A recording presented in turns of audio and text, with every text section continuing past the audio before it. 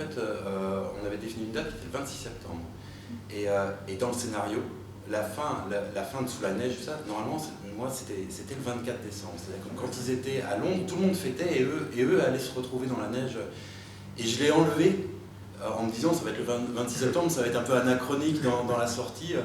Et finalement, et moi dans ma tête, moi, vous savez, j'ai voulu faire du cinéma aussi par rapport aux sensations que j'ai pu ressentir devant. Et notamment quand j'étais enfant, quand j'avais l'âge de Malhomme ou plus petit, et que j'allais voir, jeu de mots, en famille, justement à Noël, ça pouvait aller des gens de Fleurette, Manon des Sources, aux classiques Disney. À l'époque, ils repassaient les classiques Disney, les Bambi, les Pinocchio, ou d'autres films comme Maman, j'ai raté l'avion, ou des choses comme ça, ou des Spielberg. Moi, E.T., je l'ai découvert dans cette période-là, en fait. C'est des choses comme ça.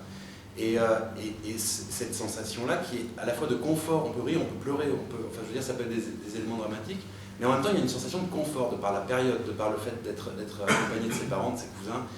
Et je sais que je voulais retrouver essayer de transmettre, on va dire, cette sensation-là au spectateur. Donc moi, quand on me dit que la date change et qu'elle est le 12 décembre, je suis très heureux, mais en même temps, c'est d'une cohérence par rapport à toutes les images que j'ai filmées, mais même inconsciemment, où effectivement, pour moi, c'est un conte de Noël.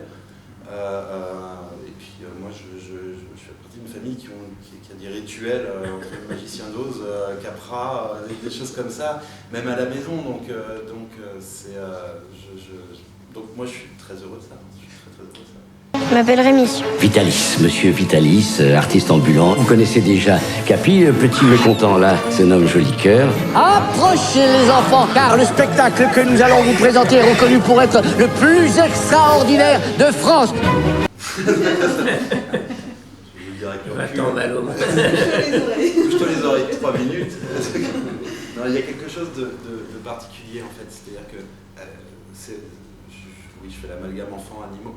Il y a quelque chose d'un peu particulier. J'avais les deux. Exactement. Non, il y a quelque chose de très très particulier, c'est-à-dire que c'est le doute perpétuel.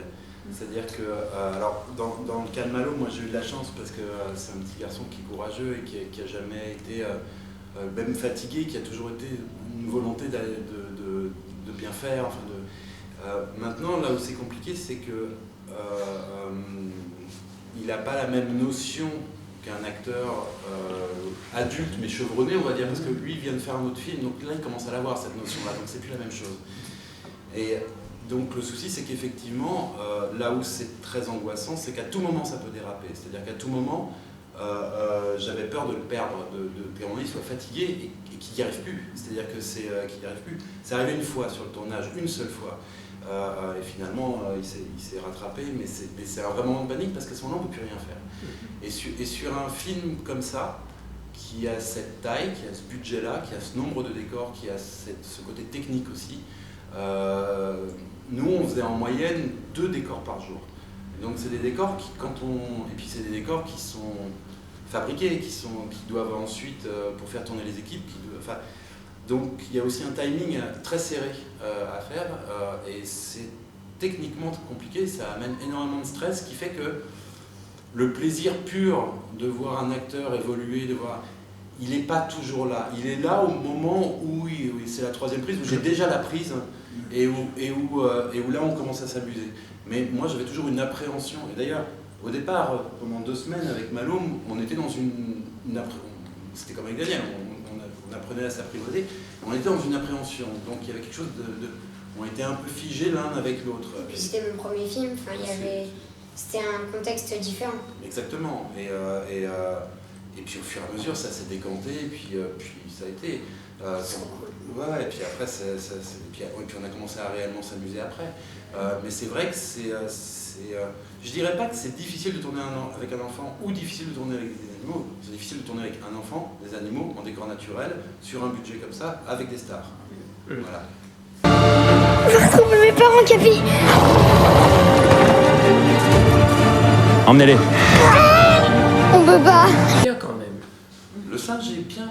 C'est un bon acteur. Vous savez, comment on appelle ça? C'est